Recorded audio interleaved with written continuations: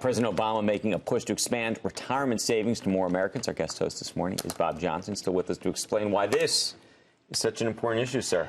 It is the most important issue facing a lot of Americans, working class and middle class Americans, and particularly minority Americans, because if you start looking at the wealth gap that has expanded, particularly in minority Americans, it's a white household has 13 times the net worth of an African-American household. So it's like 13,000 to 130 or 150. And so what's the answer, though? The answer is one, obviously, is more jobs and more access to economic opportunity. But the one that's very simple is the auto portability of 401k accounts. So when you change your job, you don't have to worry about doing your own paperwork, which is very complicated for a lot of people, particularly people with $5,000 to $50,000. So when they walk away from the job, the company says, we don't want to manage this fund. It's a lot of small dollar accounts. They don't want to do with it. They say, here, take it, cash out. So the guy takes it, the family takes it and takes $5,000. They go out and buy a new car. They go on to do vacations. But they forget they're paying taxes and they're losing their retirement.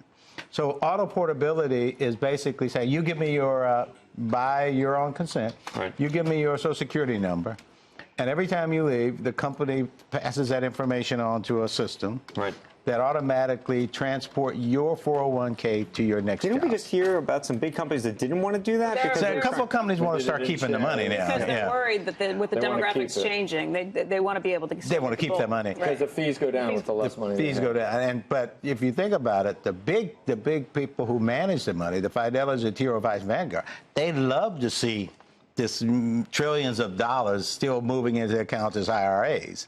So there's a lot of momentum for it. In fact, 8 members, including Senator Elizabeth Warren, have called on the Labor Department, Secretary Perez of Labor, to submit an opinion letter of labor saying this should be the process by which companies manage 401ks. What do you think about and our company, Retirement Clearinghouses, we've been on this for 3 or 4 years. What do you think about a forced savings program? Larry Fink's talked about forced savings the way they do in Australia, for example. You have to save. It's the law.